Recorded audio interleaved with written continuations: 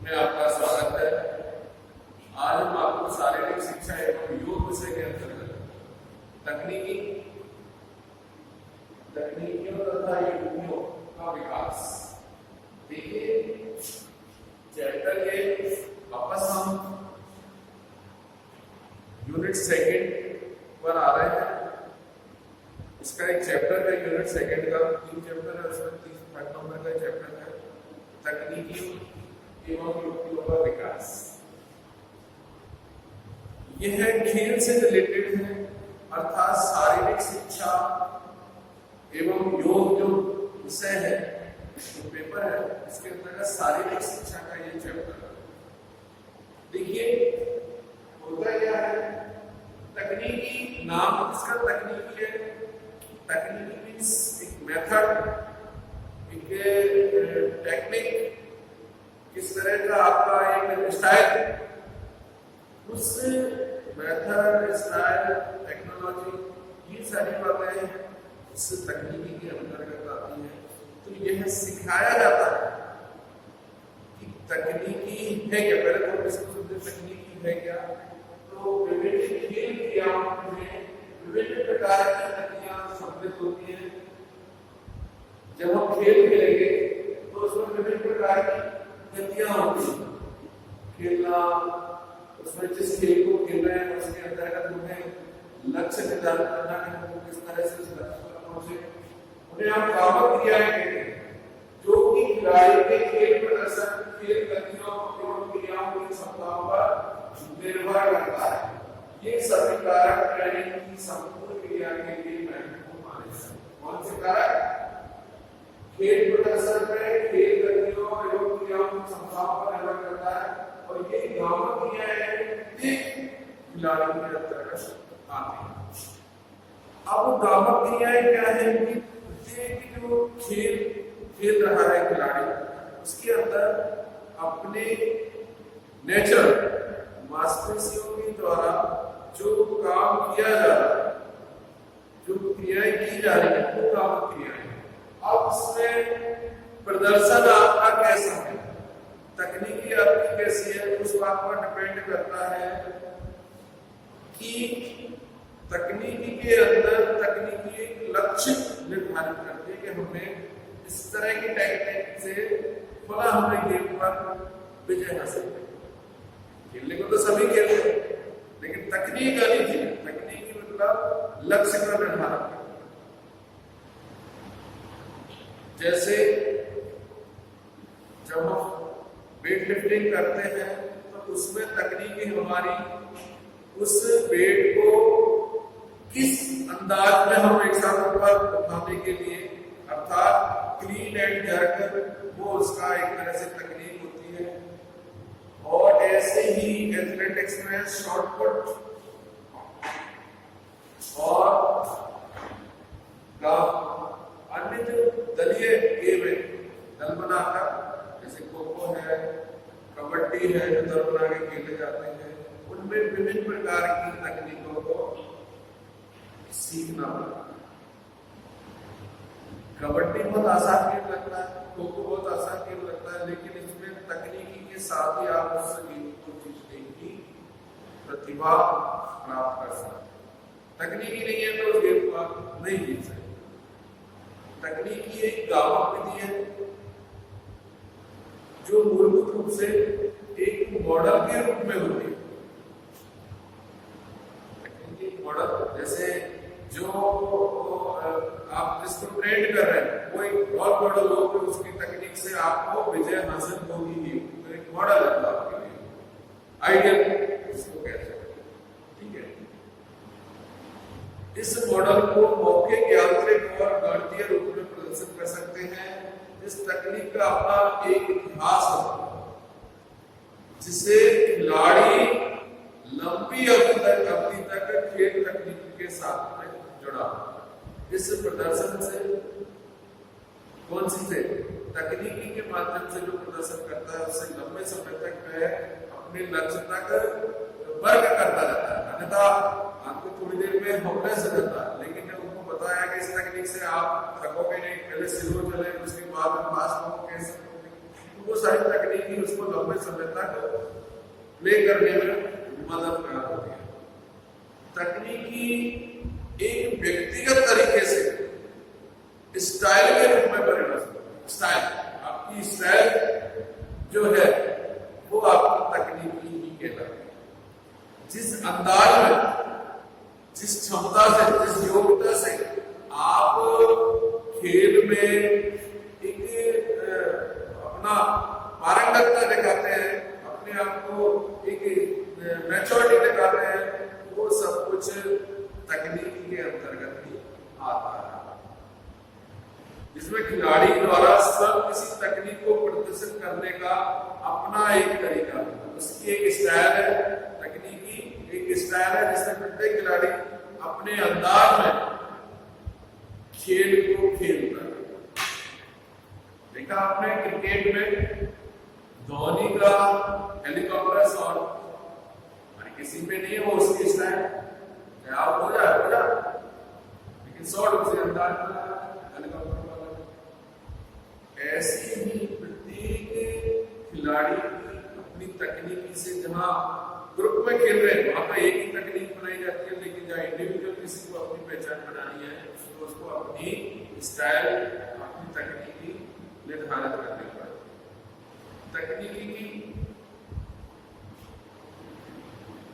तकनीकी के साथ में जुड़ रहा है तकनीकी जो कौशल का नाम है, तकनीकी एक खिलाड़ी की क्षमता का नाम है। हम लोग कौशल को में पढ़ा रहे हैं। कौशल मीन्स एक स्किल है, जो तकनीकी भी एक स्किल है, तकनीकी कौशल के नाम है। हम तकनीकी के साथ में कौशल को भी थोड़ा आइडेंटिफाई करें। एक खिलाड़ी की क्षमता है जिसके द्वारा वास्तविक काम या प्रतिभागी क्रिया द्वारा तकनीकी को प्रदर्शित करता है। खेलों में तकनीक कौशल काम विधियों के स्वतंत्र को दर्शाता है। क्या मतलब निकलता है?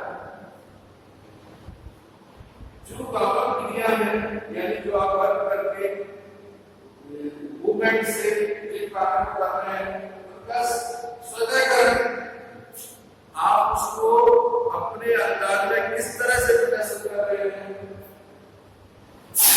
वो सब सिखाता है। क्या?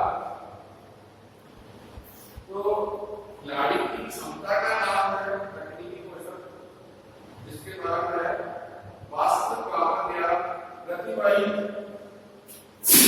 क्रियाओं द्वारा तकनीक को प्रदर्शित करता है। अब है विशेषताएं तकनीकी की गावक विधि।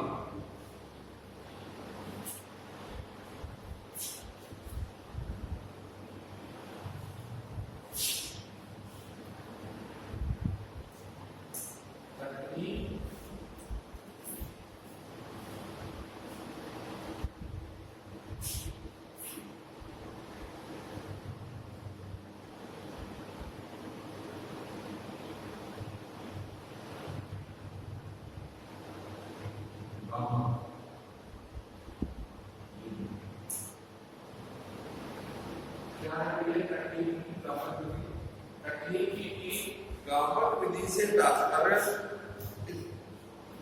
खिलाड़ी को यह सिखाना है, अर्थात किसी खिलाड़ी के लिए किस तरह से उपयोग किया जाए खिलाड़ी का, खिलाड़ी किस तरह से अपने वर्किंग में यूज हो।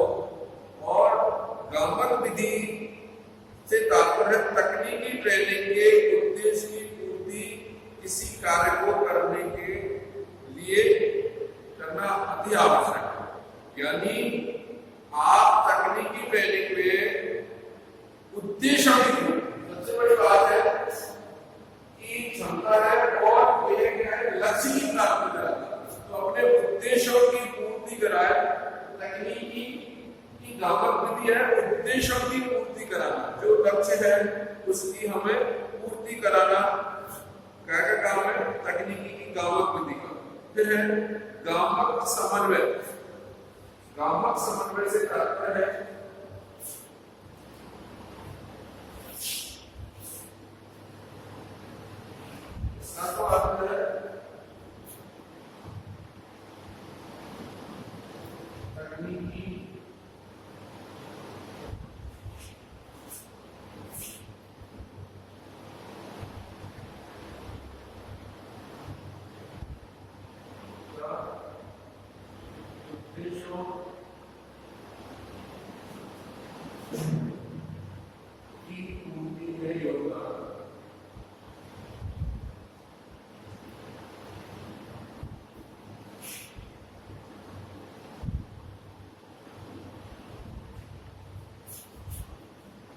नंबर 2 तकनीकी की गामक विधि। फिर है गामक समन्वय।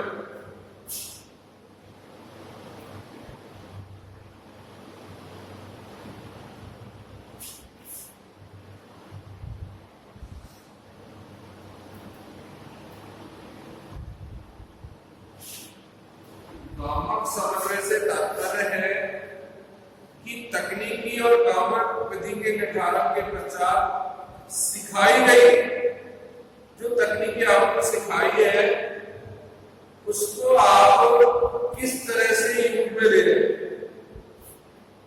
अर्थात इस प्रकार केंद्रीय जो आपका तंत्रिका तंत्र है उसके अकॉर्डिंग केंद्रीय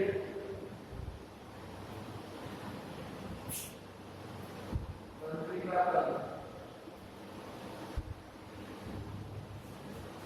से समन्वय।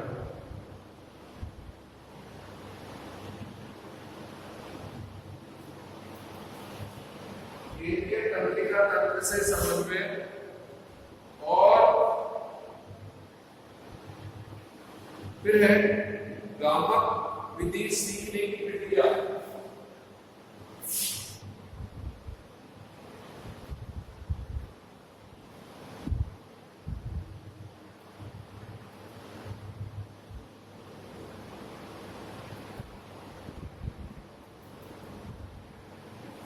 गामक सीखने की प्रक्रिया तो तकनीकी ट्रेनिंग विशेषताएं जो हम आपको बता रहे हैं इसमें पहला तकनीकी गामक विधि। तकनीकी का उद्देश्य की पूर्ति में योगदान करना, गामक समन्वय, केंद्रीय तंत्रिका तंत्र से समन्वय एवं नियंत्रण व नियमन। और तीसरा है गामक सीखने की प्रक्रिया विभिन्न साधनों और तरीकों की खोज कर विभिन्न साधनों और तरीकों की खोज कर गामक क्रियाओं में प्रभावी रूप से सुधार किया जाता है आगे गामक सीखने की प्रक्रिया में। और नंबर 4 चौथी जो विशेषताएं हैं तकनीकी ट्रेनिंग की, तकनीकी एवं समन्वय योग्यता का उपयोग व संगठन। ये जो चारों चरण है कौन से विशेषताएं के ये एक तरह से तकनीकी ट्रेनिंग के गुण खेलों में तकनीकी ट्रेनिंग के लिए एक वैज्ञानिक आधार प्रदान करते हैं और इन आधार से खेल ट्रेनिंग विज्ञान तकनीकी के उपयोग एवं संगठन की अवधारणा में इनका महत्वपूर्ण योगदान होता है। तो कहने का तात्पर्य यह है कि इसकी जो विशेषताएं है अर्थात जब हम कोई खेल जब हम खेलते हैं तो हमारे लिए सबसे इम्पोर्टेंट बात होती है कि उसकी तकनीकी क्या है, उसके अंदर हमने ऐसी कौन सी स्टाइल से हम अपने आप को लक्ष्य को प्राप्त कर सकते हैं। इसलिए हमें 4 विशेषताएं बताई है इसकी पहचान तकनीकी की। एक तो ये उद्देश्यों की पूर्ति में योगदान देता है, दूसरा केंद्रीय तंत्रिका तंत्र जो है हमारा ठीक है उसमें समन्वय स्थापित करता है, नियंत्रण रखता है। ज्यादा जल्दबाजी में कोई डिसीजन नहीं ले, किसी तरह का कोई अग्रेसिव काम नहीं करे तो हमारा लक्ष्य उसको उसी तरह से पूरा करे और फिर उसका नियमन भी करवाता है। तो ये सारी बातें मैंने तकनीकी ट्रेनिंग के अंतर्गत आपको सबसे बताई है। इसके साथ में ही है कि इस तकनीकी कौशल के प्रदर्शन की अवस्था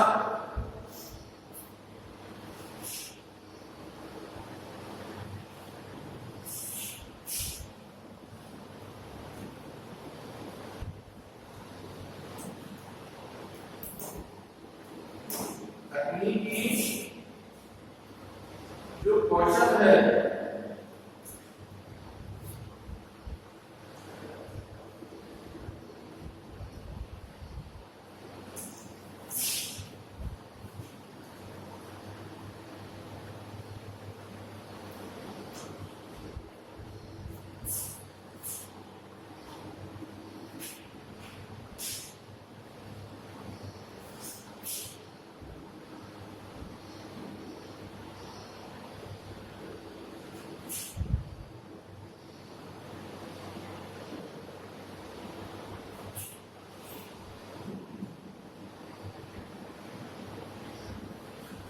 प्रदर्शन की अवस्थाएं, 3 अवस्थाएं हैं इनकी, यानी तकनीकी का जो कौशल है, प्रथम अवस्था,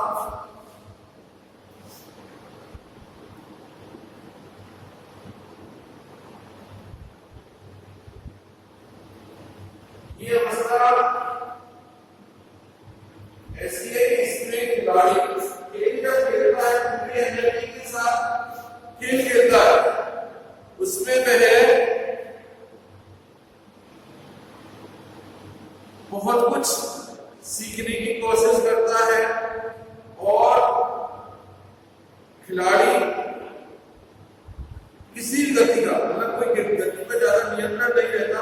अपनी पहली अवस्था में क्रिया को पूर्ण रूप से सीख तो जाता है, वह इस अवस्था में जो तकनीकी है, जो हमारा कौशल है, उसको सीख तो जाता है, लेकिन उसमें बहुत सारी कमियां छोड़ देता है।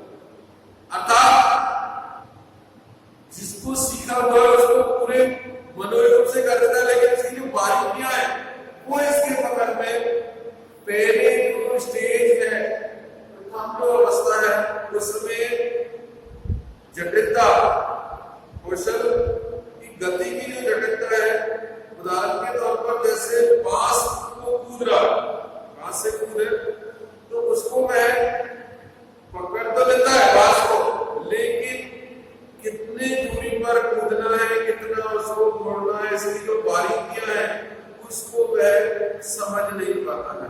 कई बार खेल भी 2 तरह के होते हैं, जैसे साधारण बास्केटबॉल है, इसको जो सीखने में प्रथम अवस्था है वो उसको वह जल्दी समझ लेता है, क्योंकि उसमें ज्यादा कठिन उसकी ट्रेनिंग नहीं है, ठीक है। और कई तो ऐसे हैं जो मौखिक व्याख्यान से ही सीख जाते हैं तकनीकी को, और कई बार क्या है कि हमें डेमोन्स्ट्रेशन देना पड़ता है, बार बार उसको हर एंगल से समझाना पड़ता है, तब जाके उसकी प्रथम अवस्था क्लियर होती है। क्योंकि इस प्रदर्शन को करते समय हमारा जो संपादन है वह इसमें काफी कमियां रह जाती है। वो कमियां कौन सी है? नंबर 1, गति तनावपूर्ण होती है और व्यर्थ में ही, क्योंकि आदमी जोश में काम करता है, इसमें होश नहीं रहता है, तो इसमें तनाव और खिंचाव हो जाता है। इसके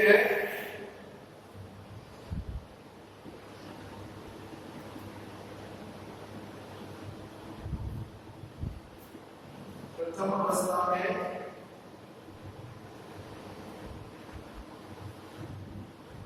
कमियां, नंबर 1, तनाव व खिंचाव। तनाव में खिंचाव कैसे हो जाता है कि वह इतना जल्दबाजी में काम करता है, गति इतनी रहती है, व्यर्थ में ही मांसपेशियों में तनाव के कारण खिलाड़ियों की क्रिया करने में वह असमर्थ रहता है, और मांसपेशी में व्यर्थ में ही तनाव के कारण ऊर्जा खर्च हो जाती है। जितनी ऊर्जा खर्च होनी होती है वो उससे ज्यादा ऊर्जा खर्च अधिक हो जाती है। कौन सी अवस्था में? प्रथम में।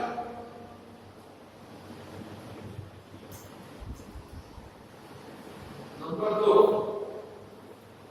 दूसरा है कि क्रिया में लयबद्धता की कमी होती है, प्रॉपर वे में काम नहीं होता, लयबद्धता में कमी।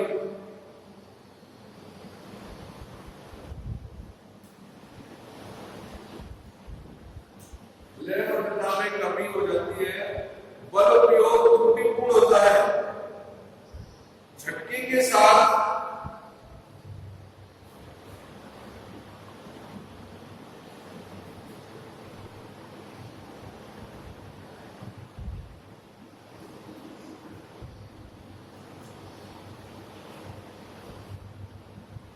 गति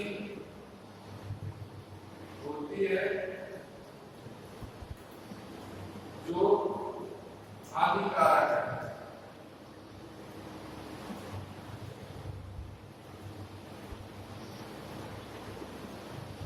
जल्दी से झटके के साथ अगर कोई काम करता है, बल का उपयोग ज्यादा करता है, तो उसमें क्या होता है कि उससे हानि होने का डर रहता है। नंबर 3 है गति की चाल में परिवर्तन आ जाता है।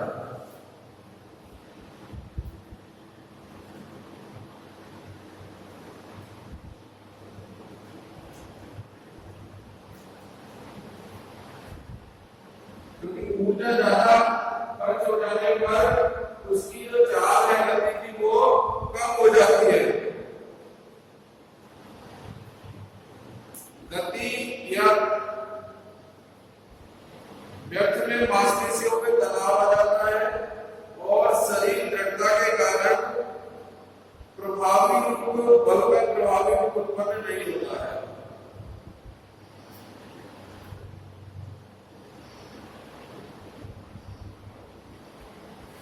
ये सारी जो कमियां हैं जिनके माध्यम से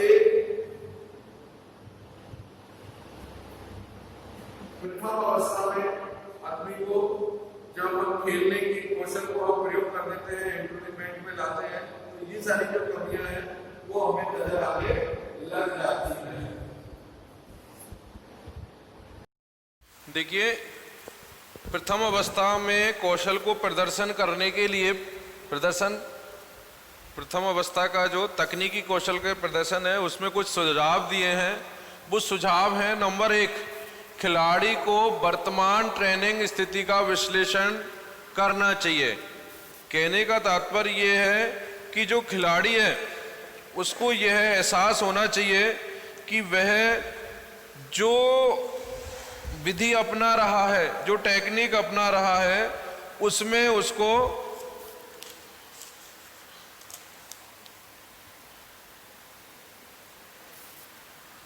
उसकी रुचि को, उसके जो वर्तमान में वह किस तरह से ट्रेंड है, किस तरह से उसके अंदर ज्ञान है, उसको पूरा महसूस कर लेना होगा। क्योंकि कई बार क्या है, पहले तो हमने ये ट्रेनिंग ले ली थी, लेकिन वर्तमान में हमने उसके ऊपर पूरा फोकस कर रखा है या नहीं, कि हमने जो ट्रेनिंग ली है तो वर्तमान में अपने आप को अपडेट कर लेना चाहिए।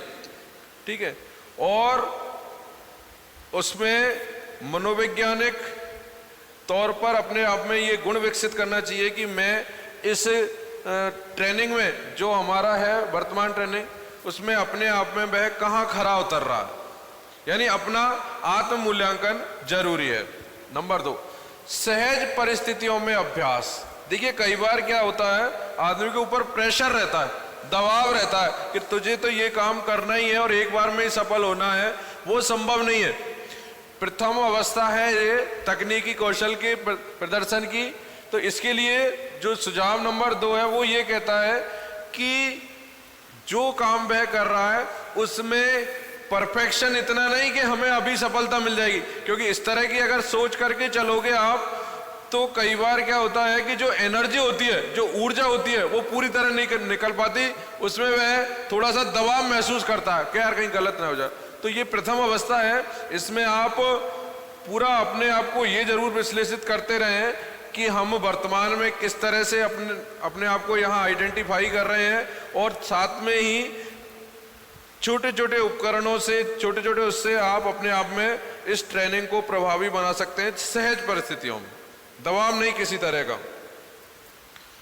सुधार पर कम ध्यान दें। देखिए, उल्टा आपको लगेगा कि यार सुधार पर ध्यान नहीं देना है, अर्थात कहने का ये है कि अगर गलती होती है, आप हमेशा ये नहीं सोचें कि यार हमें ये सुधार ही नहीं है और हमने तो ये बहुत गलतियां, पहले आप गलतियां तो करेंगे, तो हमेशा परफेक्शन की स्थिति में अपने आप को नहीं डालें और इसको खेल की प्रक्रिया से खेलें। उद्देश्य इसका रफ समन्वय है। जैसे अपन रफ काम करते हैं, रफ में काट पीट भी हो जाती है तो हो जाती है, फेयर काम थोड़ी है ये रफ वर्क है। छोटी छोटी गलतियों में सुधार के साथ खिलाड़ी को प्रोत्साहन देना चाहिए। जैसे कई बार क्या होता है, फीडबैक नहीं मिलता है तो खिलाड़ी खेलता है, लेकिन उसकी जरा सी गलती को आप बार बार उसको टॉर्चर करें तो वो नर्वस हो जाता है, क्या ठीक है मेरे से नहीं होगा। तो उसको इनकरेज करें, उनको उसको मोटिवेट करें, उसको फीडबैक दें कि नहीं तूने काम तो बहुत अच्छा किया है और आगे इन फ्यूचर नेक्स्ट अटेम्प्ट में आप इसमें और थोड़ी सी सुधार लाने की कोशिश करना। चौथा है गामक योग्यताओं का विकास। जो व्यक्ति के अंदर योग्यता है, क्वालिटी है, उसमें और डेवलपमेंट हो, इसके लिए उसको खुद को ही स्वयं मूल्यांकन करना चाहिए। योजनाबद्ध तरीके से उसको क्रमबद्ध तरीके से वह चले तो ऑटोमेटिक उसको तकनीकी ट्रेनिंग में उसकी जो योग्यता है उसमें कमी रही, अधिकता रही, उसको वह खुद मूल्यांकन करे तो उसमें अपने आप ही उसका विकास हो जाएगा। फिर ये प्रतियोगिताएं, इसके लिए जल्दी जल्दी कोई ट्रायल में प्रतियोगिताएं छोटी मोटी आयोजित कर दें जिससे उसका ट्रायल भी होता रहे, क्योंकि बिना ट्रायल के कई बार क्या पास ज्ञान तो बहुत है लेकिन इसको कई बार क्या है कि हम इम्प्लीमेंट नहीं करने में समय लग रहा है तो हमें कई बार एहसास नहीं होता कि हम परीक्षा में पास होंगे या नहीं होंगे। तो टाइम टाइम पर उनकी प्रतियोगिता भी होती रहनी चाहिए। गति छायाकृति का विकास, प्रशिक्षक को मॉडल से, वीडियो से, टेलीविजन से उसका खुद का वीडियो बना के उसको इनकरेज, उसको बताते रहना चाहिए कि आपके अंदर आपने कैसा खेल खेला है, आपने के अंदर कितनी ऊर्जा है, आपके अंदर कितनी गति है। इससे वह अपने आप में कुछ सुधार भी कर लेता है और अपने गेम को वह अपने प्रदर्शन को, अपने कौशल को बढ़ा देता है। सातवां है क्रियाबोध प्रत्यक्षीकरण पर कम दबाव।